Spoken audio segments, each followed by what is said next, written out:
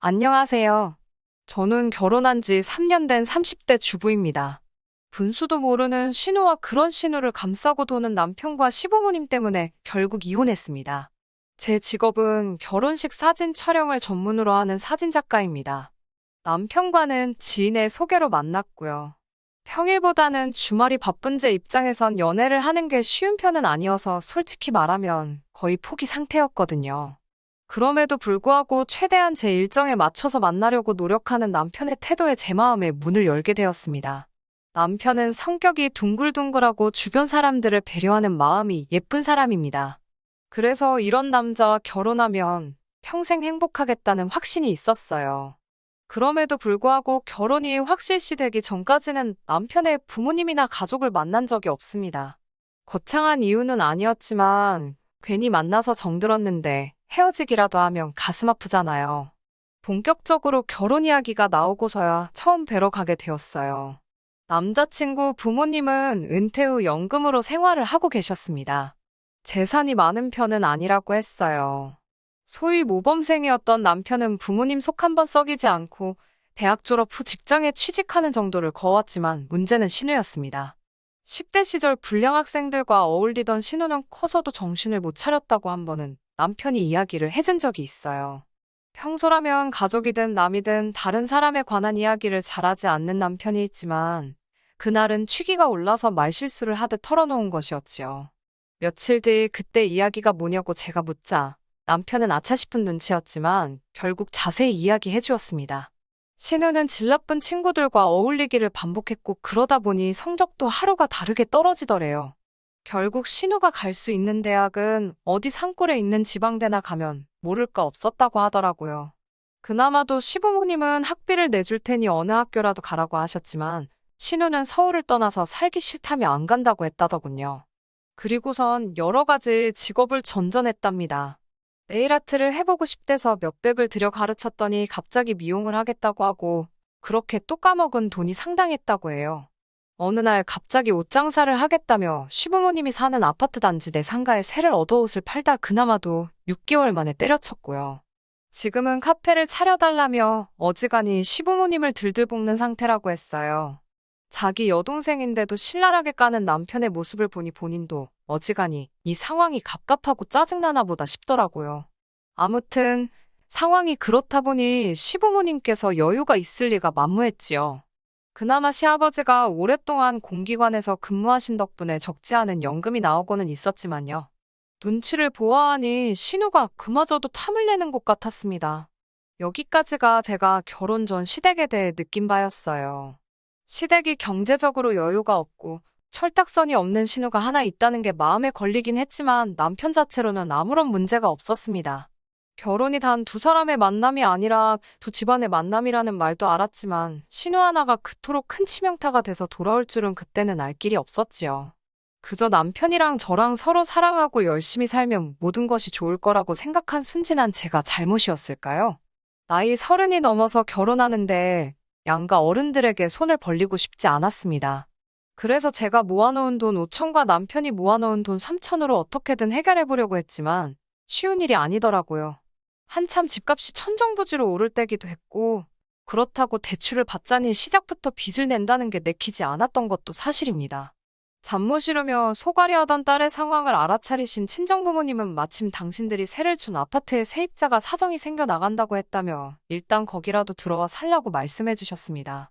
이 기쁜 소식을 당장이라도 전화로 전하고 싶었지만 어차피 다음 날 만나서 데이트를 하기로 되어 있었고 안도하고 기뻐하는 남편의 모습을 직접 제 눈으로 보고 싶은 마음도 있었기 때문에 꼭 참고 하루를 기다렸습니다. 당연히 예상했던 대로 남편은 미안하고 고맙다며 어쩔 줄 몰라 하며 기뻐했어요. 이제 정말 걱정할 건 하나도 없겠다라며 결혼 준비에 박차를 가했지요. 저는 남편에게 집을 친정부모님께서 해결해 주신 만큼 혼수는 남편이 했으면 좋겠다고 했습니다. 허례허식인 예단과 예물은 생략하자고도 했고요. 둘이 가진 게 없어서 저희 부모님께 도움을 받은 마당에 남들 하는 걸 다 챙기는 건 사치라고 생각했습니다. 저는 시댁에서도 당연히 이런 제 의견에 동의하실 거라 생각했고요. 하지만 사람 마음이 다 제 마음 같은 건 아니더군요. 이미 어느 정도 남편과 제 사이에서 이야기가 오간 상황이었기에 저는 상견례는 단순한 절차 정도로 여겼습니다. 결혼식 전에 양가가 모여 맛있게 식사 한 끼 같이 하는 자리 정도로 가볍게 여긴 제 잘못이었을까요? 시댁과 저희 집 중간에 위치한 한정식 집에 양가가 모였습니다. 처음 한동안은 분위기가 좋았어요. 그런데 혼수와 예단 문제가 나오면서 조금씩 삐그덕거리는 느낌이었습니다. 저희 친정 부모님이 먼저 혼수 이야기를 꺼내셨어요. 그러자 시부모님께서는 요즘에는 가전제품 딸린 집들도 많은데 기왕이면 그런 집을 해주시지 그러냐고 묻더라고요. 저는 제 귀를 의심했습니다. 시어머니의 예상치 못한 말씀에 저희 친정부모님도 당황하신 눈치였어요. 그 상황을 알고 그러시는 건지 모르고 그러시는 건지 시어머니는 계속해서 말씀을 이어가셨습니다. 그냥 그 오래된 아파트는 남한테 세를 주시고 그 전세금 받은 걸로 아이들 작은 오피스텔이나 하나 사주시면 어떠냐고요. 그러면 뭐 따로 가전제품 같은 거 안 사도 되고 좋지 않냐고요. 듣다 못한 친정어머니가 그럼 그 세입자 나갈 때는 아이들 오피스텔이라도 팔아서 전세금을 줘야 하냐고 웃으며 물으셨습니다. 그러자 시어머니는 애들 사는 집을 팔면 애들은 어디 가서 사냐고 되물으셨는데 듣고 있는 제가 다 어이가 없더라고요. 남편도 저랑 같은 생각이었는지 시어머니를 말리며 무슨 소리를 하시는 거냐고 그만하라고 한마디 하더라고요. 시어머니는 궁시렁거리시며 잘난 네가 다 알아서 하라고 남편에게 한마디 하셨고요. 제가 생각한 상견례하고는 분위기가 많이 달랐습니다. 시아버지는 원래도 말수가 많은 편은 아니시거든요. 그래서 그날도 그냥 허허 웃고만 계시고 아니면 저희 아버지랑 가볍게 다른 주제로 대화만 몇 마디 나누시는데 그치셨습니다. 시어머니가 하도 말이 안 되는 소리를 하신 덕분에 과묵하신 시아버지가 좋아지는 신기한 경험을 다 해봤네요. 결국 처음에 남편과 제가 정한 대로 남편이 혼수를 해오고 예단과 예물을 생략하는 조건으로 결혼식을 올리게 되었습니다. 남의 결혼식만 찍어주다가 제가 찍히는 입장이 되니까 그것도 색다르던걸요. 그리고 한 1년 넘게 저희 참 잘 살았습니다. 크고 작은 다툼도 없었고 가끔 시어머니가 남들 다 받는 금팔찌 하나 며느리한테 못 받았다며 저에게 심술을 부리긴 하셨지만 그 정도는 다른 분들 시집살이에 비하면 아무것도 아니니 이야기하지 않겠습니다. 업계에서는 사진작가로 점점 유명해졌고 결혼식 사진뿐만 아니라 행사나 연예인 사진까지 촬영하는 등 커리어도 넓어지는 시기였어요. 덕분에 돈도 점점 많이 벌려서 한 달에 1,000만 원도 거뜬히 넘기는 날이 많아지기 시작했지요. 그렇지만 제대로 된 명품백 하나 사본 적이 없습니다.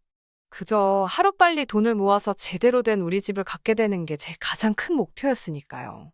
그런데 하루는 시어머니께서 연락을 해오셨습니다. 용건 없이 연락하실 분이 아니기에 약간 긴장한 채로 전화를 받게 되었어요. 평소와는 달리 밝고 다정한 목소리에서 저는 오히려 불안을 느낄 정도였습니다. 시어머니는 요새 일이 그렇게 잘 되냐며 문을 띄우셨어요. 결국 돈 이야기를 하려고 전화를 거셨더라고요. 신우가 꽃집을 차리고 싶어 하는데 혹시 좀 보태줄 수 있겠냐 그러시길래 안 된다고 딱 잘라서 말씀드렸습니다. 저는 직업상 대출도 안 나오고 당장 어떤 일이 생길지 모르기 때문에 큰 돈을 쓸 수 있는 상황이 못 된다고요. 그제서야 평소의 목소리로 돌아온 시어머니께서 자린고비가 따로 없다며 한 번을 애교스럽게 내 어머님 하는 법이 없다고 싫은 소리를 하곤 전화를 끊으셨어요. 사실 이런 식의 전화는 한두 번이 아닙니다. 늘 돈 좀 달라, 뭐 사달라 연락을 해오시고요. 실제로 제가 해드린 적은 한 번도 없어요. 그런데도 지치지 않고 해오시는 시어머니가 때로는 귀엽게 느껴질 정도로 저도 내공이 단련된 상태였기 때문에 그날도 시어머니의 단순한 투정 정도만 생각했습니다. 당연히 이런 일로 이혼을 생각한 것도 아니고요. 제가 이혼을 결심하게 된 건 바로 신우 때문입니다. 단순히 제가 올케라서 그런 건지 아니면 무슨 이유가 있어서인지 신우는 늘 저에게 적대적이었어요. 처음 결혼 전 신우를 한두 번 정도 만난 적이 있었는데 그때 저에 대한 개인적인 것들을 물어왔습니다.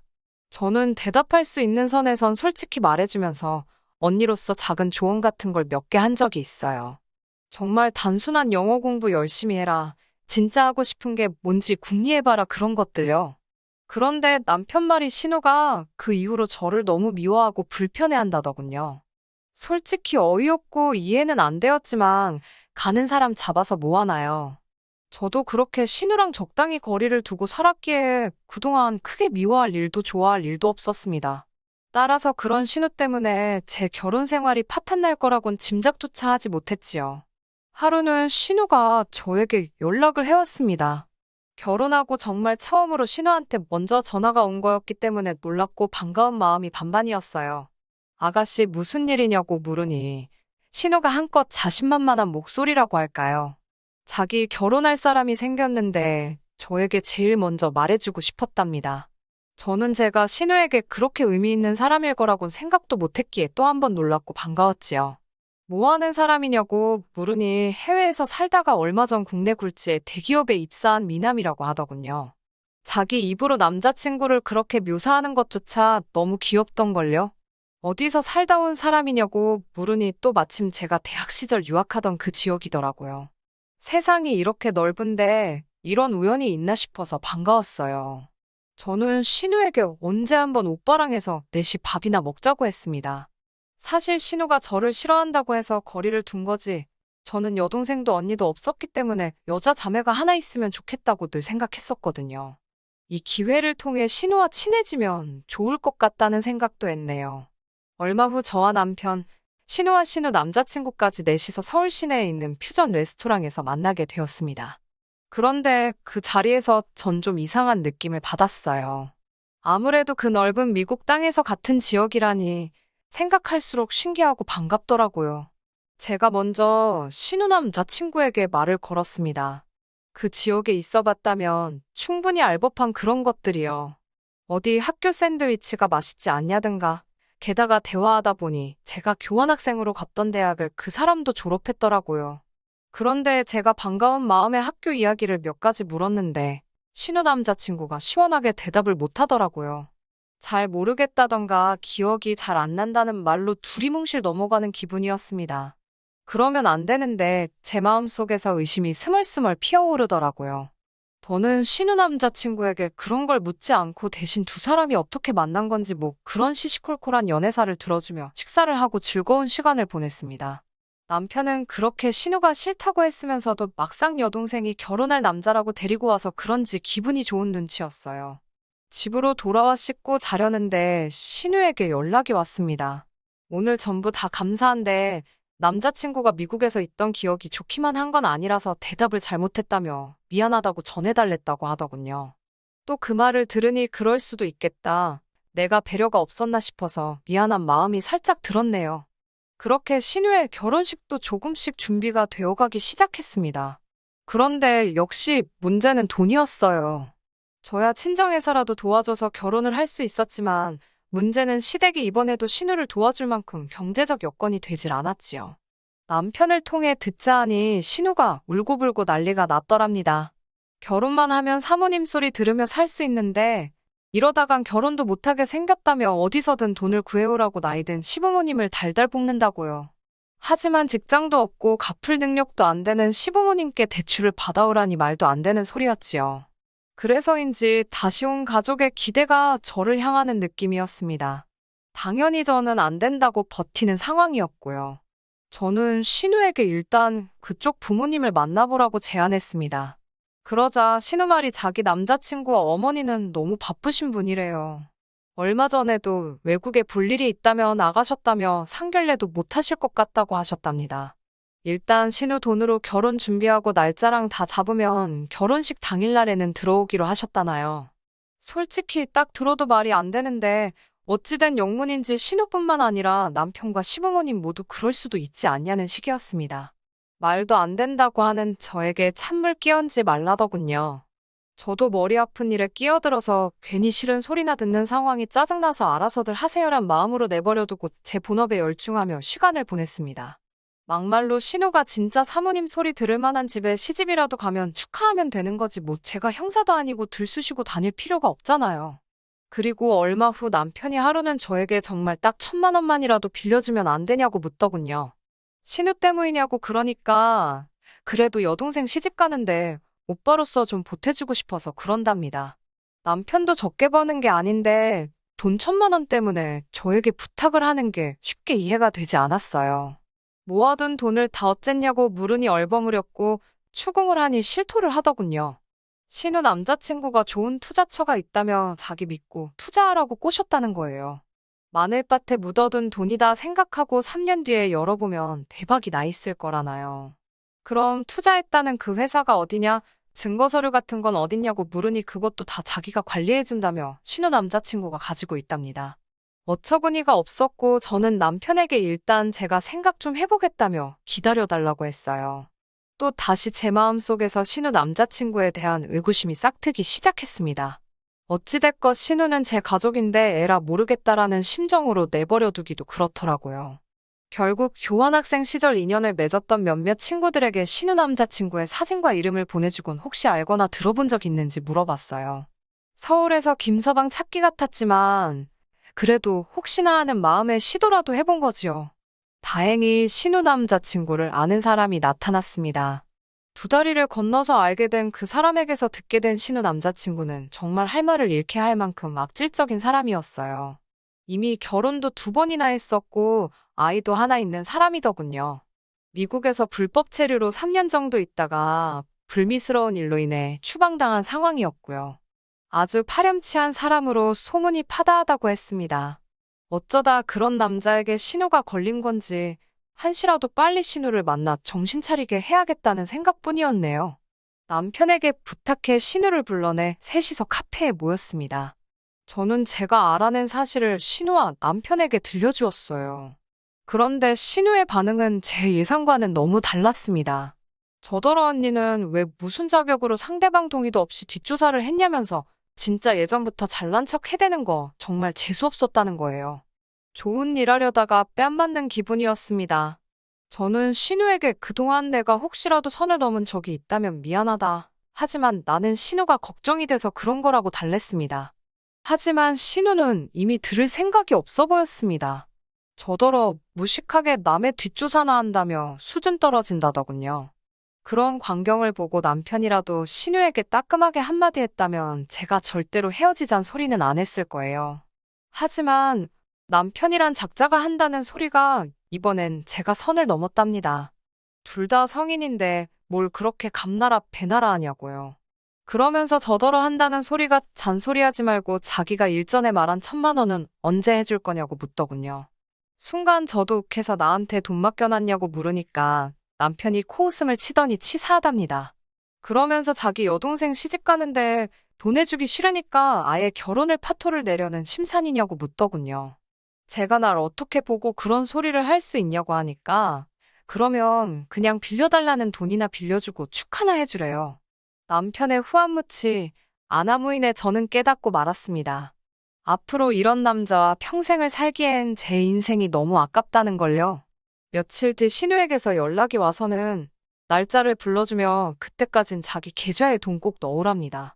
그래야 식장 예약도 하고 그런다고요. 결국 저는 남편에게 연락해 갈라서자고 했습니다. 남편은 오히려 저더러 후회하지 말라면서 좋다고 하더군요. 나중에 알게 된 일이지만 이것도 신우 남자친구가 남편을 달래려고 수익이 났다며 얼마 돈을 쥐어줬나 봐요. 아무튼 남편은 자기는 아무것도 필요 없다며 제가 원하면 헤어져 준다더군요. 저는 진흙탕 싸움이 되진 않을까 걱정했는데 남편의 의외의 행동에 속으로 쾌재를 불렀습니다. 그렇게 남편과 이혼을 하고 반년쯤 지났을 무렵입니다. 남편과 저는 처음에 서로를 이어준 지인 한 사람을 제외하곤 큰 접점이 없었기에 남편 소식을 알 길이 없었어요. 궁금하지도 않았고요.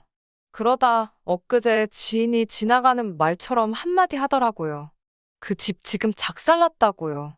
신우의 남자친구는 결혼식까지 올리고 나서야 자기가 애딸린 이혼남이라는 사실을 밝혔나 봐요. 거기다 갑자기 애를 책임지고 싶다면서 다시 미국으로 들어가겠다고 하더래요. 신우한테는 혼자서 서울에서 잘 지내고 있으라며 애가 좀 크면 돌아오겠다 했다나요? 말도 안 되는 이야기잖아요. 게다가 남편에게는 투자한 종목이 폐지가 되었다면서 유감이라고 했답니다. 저랑 살 때도 이미 저 몰래 시부모님 돈까지 빌려서 투자를 했었나 봐요. 그게 자그만치 5천만 원인데 신우 남자친구가 투자는 원래 본인 책임이라며 한 발 빼더랍니다. 그런 남편과 시댁의 일들을 듣고 있으니 제가 그 진흙탕에서 먼저 빠져나온 게 신의 한 수였다는 게 절실히 느껴졌습니다. 다행히 저는 이혼 후에 더 일이 잘 풀리고 있어요.